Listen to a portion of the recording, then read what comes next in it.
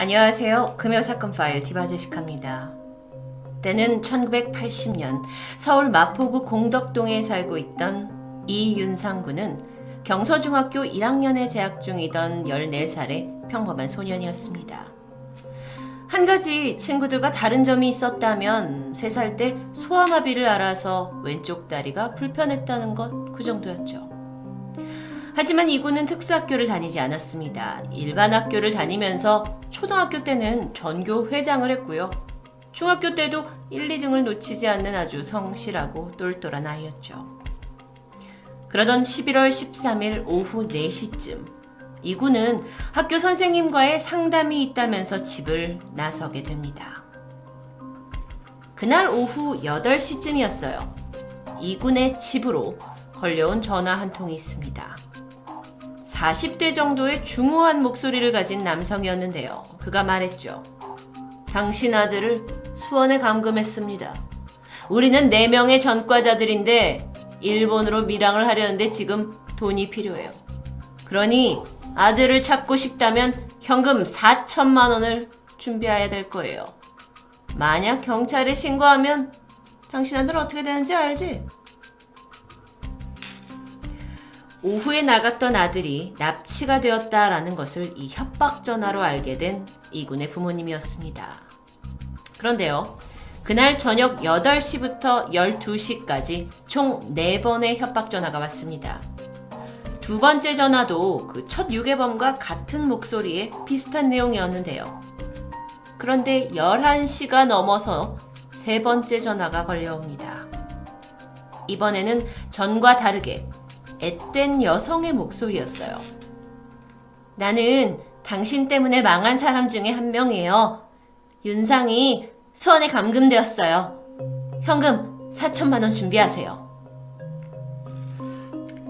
다급했던 이군의 아버지는 지금은 불경기라 4천만 원까지는 준비하기 힘들다. 일단 2천만 원을 당장 준비하겠다면서 아들을 살려달라고 애원했죠. 이때 범인은요, 다음날 12시에 다시 전화를 걸겠다면서 끊습니다. 여러분, 이때가 1980년대라는 걸 감안한다면 4천만 원은 현재 가치로 약 2억 원에 가까운 금액이라고 볼 수 있습니다. 그날 밤새 이군의 부모님은 고민을 했고요. 결국 다음 날인 11월 14일에 이군의 유괴 사실을 경찰에 신고하게 됩니다. 이후 경찰은 집에 와서 전화기에 녹음 장치를 부착했고 형사 2명을 잠복시켜서 만약에 범인이 전화가 오면 목소리 감청을 할 준비를 하고 있었죠.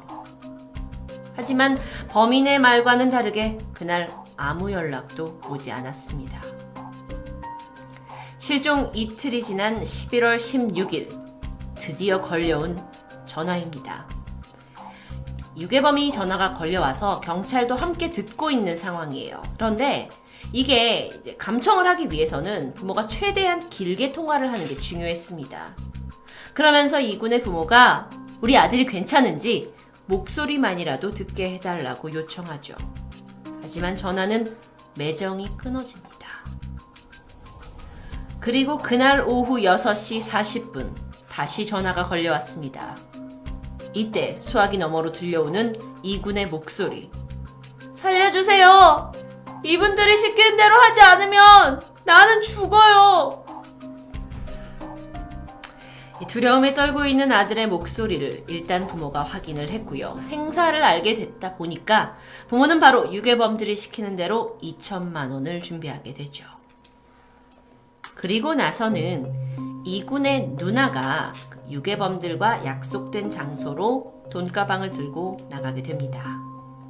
당연히 주변에는 경찰들이 숨어서 상황을 지켜보고 있었는데 그날 범인은 나타나지 않았습니다. 그리고 그 이후로 며칠을 기다려도 유괴범들에게는 연락이 오지 않았죠. 점점 더 피말라가는 고통 속에 있는 부모들, 그리고 함께 있던 경찰 형사들도 기다림에 지쳐가고 있습니다. 그렇게 실종 시점으로부터 해가 넘어갔고 1981년 4월 6일까지 유괴범에게는 총 6차례의 협박 편지와 62번의 협박 전화가 걸려왔습니다. 교신이 계속되었죠. 하지만 제대로 만난 적은 없었고 아들을 찾지도 못했습니다. 아니 근데 그렇게 많이 연락을 했다면 뭔가 추적할 수 있었을 텐데 라고 생각하실 수 있지만 1980년은 지금처럼 GPS로 위치를 바로 추적할 수 있는 기술도 없고 지문 검식 기술도 지금처럼 발달했을 때가 아니었기 때문에 이 사건은 그저 유괴범에 의해서 끌려가고 있었습니다. 물론 중간중간에 어디로 돈을 가지고 와라 라는 게 있었죠. 그런데 돈을 준비해서 나가보면 그럴 때마다 범인은 나타나지 않았고요. 이렇게 이군의 유괴 사건은 장기화되었습니다. 그나마 이 기간 동안 경찰이 범인에 대한 윤곽을 조금씩 잡아갔는데 일단 생각을 해보면 유괴범은 처음 남성 목소리로 전화를 했죠. 그런데 그거를 제외하고는 여성의 목소리도 있었습니다. 6번의 협박 편지를 받았는데 그중 첫 번째, 두 번째, 다섯 번째 편지는 아주 가지런한 여성의 필적으로 보였고요. 이와는 반대로 세 번째, 네 번째, 여섯 번째 편지는 남자의 거친 필적으로 추정됐습니다. 확연히 편지가 달랐던 거죠. 그래서 경찰은 범인들이 아마도 혼성으로 이뤄진 3인에서 4인조 그룹일 거고 이들이 아주 계획적이고 치밀하게 움직이고 있다고 추측하게 됩니다.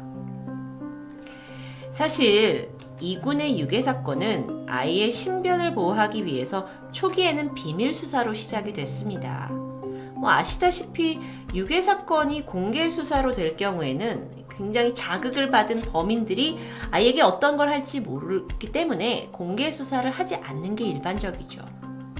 하지만 이군의 경우에는 유괴된 지 이미 시간이 너무 많이 흘렀고 비밀로 하기에는 수사의 한계점이 좀 있었기 때문에 결국 1981년 2월 26일 사건 발생한 지 4개월 만에 공개 수사로 전환됩니다. 대중에게 알려지면서 당시 사회적으로도 아주 큰 관심을 받게 되고 국민들이 모두 안타까워했죠. 경찰들은요, 최면술사까지 동원을 하면서 용의자로 보이는 사람들을 샅샅이 조사했습니다. 사건이 장기화되고 사람들은 왜 범인을 못 잡는 거야? 공분을 사게 되고 그러다 보니까 이 사건이 당시 집권 중이던 전두환 대통령까지 직접 나서게 되는데요.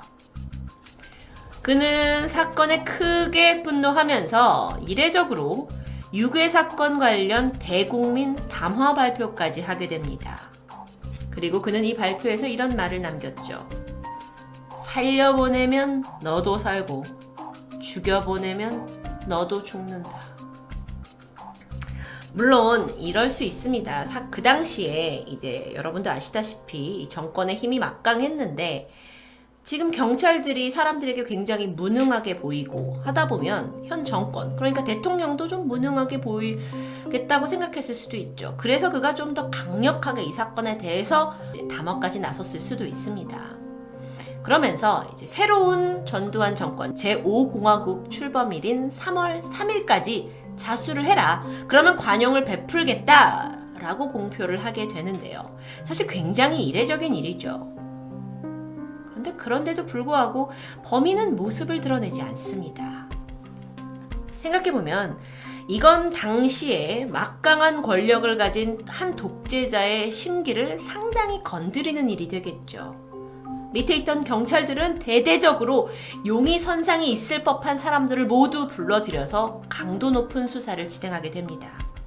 최면 수사를 했다고 하는데 고문도 마다치 않는 수사가 진행되었고 결국 무고한 누군가가 고통을 받게 되죠. 범인은 여전히 오리무중이었습니다. 그렇게 이군이 유괴된 지 약 1년 만인 1981년 11월 30일 경찰은 드디어 유괴범을 검거합니다.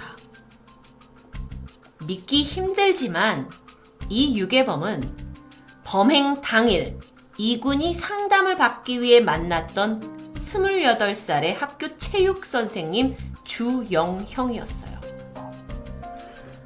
아니 도대체 이렇게 가까이에 있었던 범인을 경찰은 왜 바로 찾아내지 못했던 걸까요? 너무나 이해할 수가 없었는데요. 사건 초기에 경찰은 이군을 마지막으로 만났던 교사 주 씨에게 혐의점을 두긴 했습니다. 하지만 그가 일단 신변이 확실한 학교 선생님이에요. 학교 체육 선생님이에요. 그리고 유부남에 4살짜리, 1살짜리 아이를 두고 있는 아버지였습니다. 무엇보다도 아이가 사라진 날 뭘 했는지 알리바이가 명확했기 때문에 의심하기 힘들었다고 하는데요. 이뿐만이 아니죠. 그는 서울대 출신의 고려대 대학원 과정을 이수한 엘리트라고 알려져 있습니다. 그리고 사진으로는 좀 판별하기 힘들지만 당시에 외모까지 깔끔한 스타일이어서 경찰은 아니 이런 배경을 가지고 있는 사람이 왜? 라는 생각으로 가장 유력한 용의자를 가장 손쉽게 놓치게 된 것이죠. 범인 주영형. 이군의 유괴 사건이 공개 수사로 전환이 되고 나서 방송국에서 취재차 학교를 찾은 적이 있다고 합니다. 이때 그는 인터뷰에 응하기도 했었는데요. 범인이 꼭 잡혀서 죗값을 받았으면 좋겠습니다. 라고 말하면서 정말 소름 끼치는 이중적인 모습을 보여주기도 했죠. 하지만 그렇기 때문에 경찰로서는 그를 쉽게 유괴범이라고 의심하기 힘들었을 수도 있습니다. 그러다가 지난 11월에 문제가 하나 발생합니다. 주 씨가 여자 중학교에서 일하던 시절에 이제 밖에서 지도를 해주겠다라는 것을 이유 삼아서 여학생 20명을 이제 성적으로 한 사실이 밝혀지면서 경찰이 주 씨를 의심하기 시작한 거죠. 내가 알던 그 사람이 아닌가? 하면서 사건을 재검토하던 중에 유괴 당일날 이군이 집을 나가기 전에 선생님이 엄마한테는 얘기하지 말고 나오래요 라고 말했다는 어머니의 진술에 다시 주목하게 되면서 주 씨가 용의선상에 오르게 된 것입니다. 주 씨는요, 체포했고 그리고 이후에 우리나라 최초로 거짓말 탐지기 조사를 받게 됩니다. 거짓 반응이 나왔죠. 그리고 11월 29일, 그러니까 검거된 지 얼마 지나지 않아서 모든 범죄 사실을 자백하게 됩니다. 여기서 가장 중요한 이군. 너무나 안타깝게도 모두가 살아있길 바랬던 이 윤상군은 경기도 가평의 북한산 둔치에서 사망하고 안매장된 채 발견되죠. 범행의 전말은 이렇습니다. 범인 주 씨는 평소 도박에 빠져 있었다고 해요. 갈수록 빚이 늘어났고 범행 당시 도박 빚이 1,000만 원에 가까이 되자 독촉에 시달립니다. 그러던 중 학교에서 가정환경 조사지를 보다가 꽤 유복한 가정 형편이었던 이군이 눈에 띄게 되는데요. 사실 범행 초기의 목표는 이군이 아니었습니다. 당시 고등학교 1학년이었던 이군의 누나였죠. 하지만 결국 타겟은 바뀌게 되었는데요. 자, 그렇다면 다시 돌아가서 분명히 유괴범의 전화송에는 여자의 목소리가 있었죠. 여자 공범은 누구였을까요? 충격적입니다. 당시 교사 주 씨에게는 사제지간 이상의 어떤 관계를 나누던 중학생 제자 2명이 있어요. 바로 A양과 B양입니다. 이 관계에 대해서는 저는 이 사건을 이제 기사로만, 시간이 이제 30년이 지났고 기사로만 접하기 때문에 도대체 이게 어떤 관계인지는 쉽게 이해가 되지 않지만, 그를 따르던 이 2명의 여자 제자들과 함께 유괴 사건을 벌였던 겁니다. 주 씨가 초기에 이 제자들을 시켜서 이군의 누나를 데리러 와라 라고 했는데, 그녀가 이제 이양이 이상함을 느꼈고 거부하게 됩니다. 그러자 타겟을 바로 동생 이군으로 바꾸게 된 거죠. 11월 13일, 그러니까 체포되기 1년 전이었던 11월 13일 범행 당일에 체육교사 주 씨는 이군이 마침 이제 학급 일지를 제출하러 교무실에 들어왔어요. 그래서 교무실에 들어오자 이군아 너 일로 와봐라 그러더니만 좀 이따가 너 끝나고 오후 4시 30분까지 마포교교 앞으로 와라. 상담할 일이 있다 라고 얘기를 합니다. 그런데 이때 엄마한테는 알리지 말고 와라 라는 것도 덧붙이게 되죠. 그래서 아이가 학교 끝나고 엄마 나갔다 올게요 하고 해서 오후 4시 30분에 마포고교에서 만나게 되는데요. 이때 주씨가 이렇게 길에서 이야기를 하지 말고 좀 편한 곳에서 자세한 이야기를 하자면서 택시를 타고 범행 장소인 자신의 아파트로 데리고 갑니다. 자, 이 아파트가 어떤 곳이냐면 이곳은 주씨가요 범행을 미리 계획하면서 계약을 해두었던 보증금 100만원짜리 전세 아파트였다고 해요. 자, 이후에 벌어진 사건, 이건 범인의 증언에 따른 사건의 전말입니다. 아파트 앞에 도착한 이군이 약간 이상한 낌새를 눈치챘는지 집에 가봐야겠다면서 아파트를 들어가는 것을 거부하기 시작했죠. 그러자 주씨가 아이를 억지로 밀어넣습니다. 성인과 중학생, 체격 차이도 당연히 있었겠지만 어쩌면 이군이 조금 한쪽 다리가 불편했기 때문에 이 상황에서 쉽게 도망치기 어려웠을 수도 있겠죠. 집안에 갇힌 이군이 저항을 했어요. 나가겠다, 집을 가겠다. 그러자 주씨가 손발을 이 끈으로 결박하고는 이때부터 유괴범의 본색을 드러내게 됩니다. 그런데 중요한 게 있어요. 아이를 결박하고는 녹음기를 틀었고요.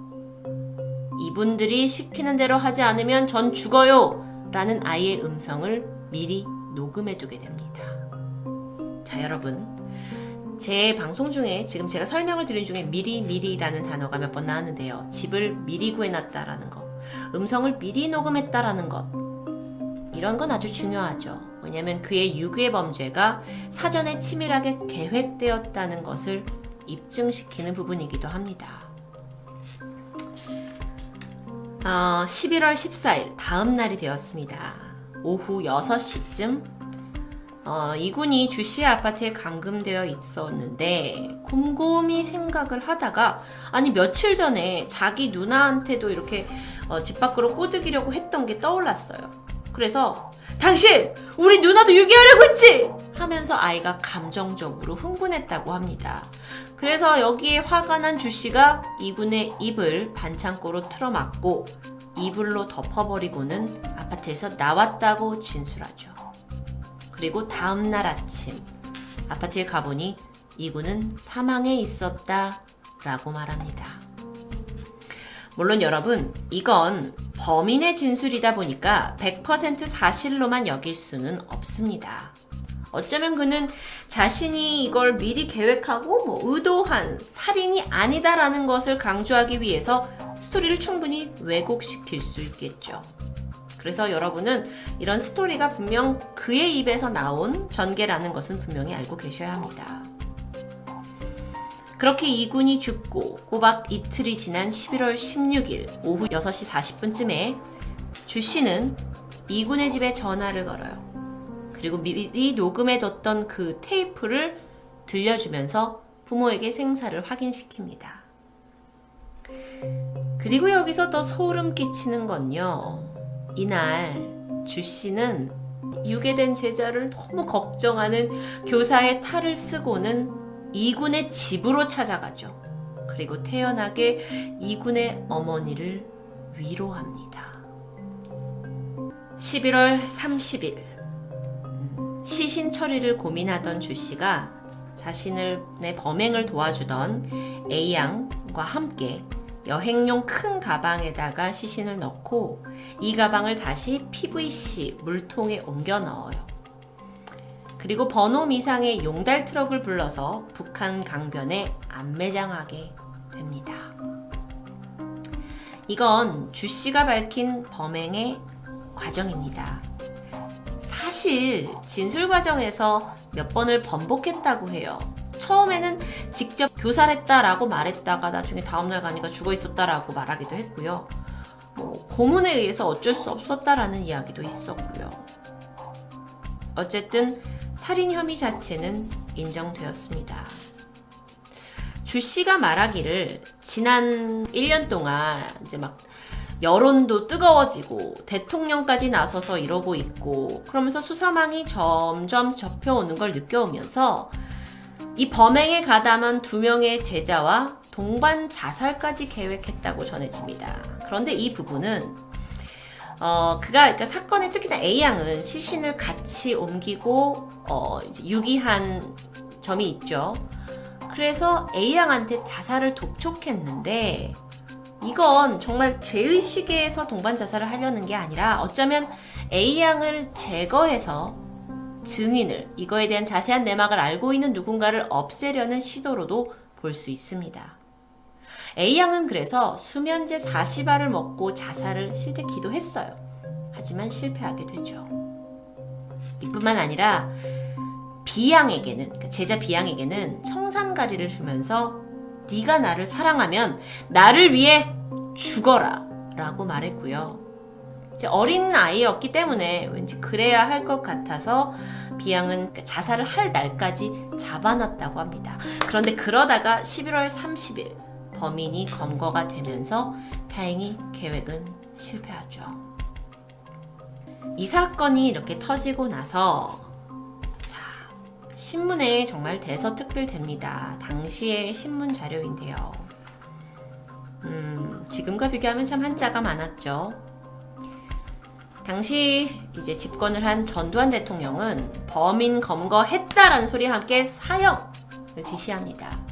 게다가 유괴한 바로 다음날 이미 이군이 사망을 했다라는 게 밝혀지면서 그동안 아이가 어쨌든지 살아 돌아오길 기다렸던 국민들이 거세게 분노했죠. 이후에 사실 이 범인이 유괴는 확실하지만 사망에 있어서 그게 살인인지 또는 감금치사인지 아직 불분명한 상황이었는데요. 어쨌든 아동을 납치했다라는 그 자체에 가중이 붙게 되고요. 1심, 2심, 3심 모두 사형이 선고됩니다. 범인 주 씨는 사형은 면하고 싶었겠죠. 그래서 상소와 항고를 계속하게 되는데 결국에 항소심까지 형은 확정되었고요. 대법원 판결 11일 만인 1983년 7월 9일 주 씨에게는 사형이 집행됩니다. 보통의 사형수들 같은 경우에는 1년 정도의 수감 생활을 거친다고 해요. 그것과는 달리 아주 이례적이라고 볼 수 있었죠. 아무래도 워낙 국민의 공분을 사기도 했고 또 대통령의 어떤 지시도 있지 않았나 생각이 듭니다. 자, 그는 어쨌든 이랬고 협박 편지를 작성하고 협박 전화를 했던 공범 이 2명의 제자에게도 가담죄를 당연히 물어야겠죠. A양 같은 경우는 2심에서 장기 5년, 단기 3년형이 확정되었고요. B양은 1심에서 징역 2년, 집행유예 3년을 선고받게 됩니다. 글쎄요. 어쩌면 이런 처벌은 지금으로부터 40년 전이었기 때문에 이 정도였지 않나 싶고 지금이었다면 더 무거운 형벌이 내려졌을 거라는 생각이 듭니다. 주씨, 마지막 순간의 사형장에서 그가 한 말이 있어요. 내 속에는 악마가 있었다. 부인과 부모님께 죄송하다. 나라는 인간은 이 세상에 태어나지 않았었다고 여겨달라. 그는 죽은 후에 자신의 각막과 콩팥, 이 장기를 4명에게 기증하고 떠났다고 합니다. 대한민국을 정말 떠들썩하게 했던 이 사건, 제가 태어나기 전에도 있었던 사건인데요. 이후 영화 친절한 금자씨 그리고 밀양의 모티브가 되기도 했고 또 다큐멘터리로도 만들어지기도 했죠. 자, 그렇게 범인은 죗값을 받게 됩니다. 하지만 남은 가족들의 고통은 결코 쉽게 끝나지 않겠죠. 아들을 먼저 보낸 이군의 어머니는 1985년 췌장암으로 세상을 떠나셨고요. 이군의 아버지도 우울증으로 하루하루를 술로 보내시면서 힘든 생활을 하셨다고 해요. 자식을 그렇게 잃고 가슴 아픈 부모의 그 마음을 우리 같은 사람이 온전히 헤아리기는 힘들 텐데요. 하지만 충분히 전해지는 듯합니다. 40년 전에 있었던 이윤상 군 유괴 사건, 정말 사건이 해결되고 나서 이렇게 가까운 곳에 범인이 있었다라는 것에 한 번 더 황당했고 경찰의 무능함에 좀 실망하게 되는데요. 마지막으로 이윤상 군이 초등학교 5학년 때 썼던 동시 하나를 읊어드리고자 합니다. 제목 지우개. 연필 끝에는 지우개가 달려있다. 연필이 잘못 쓰면 지우개가 지워주고 누구나 실수는 있는 게지. 알고도 틀리게 쓰는 연필처럼 말이야. 우리들 마음에도 지우개를 달자. 잘못된 생각을 지워버리게. 금요사건 파일 디바제시카였습니다.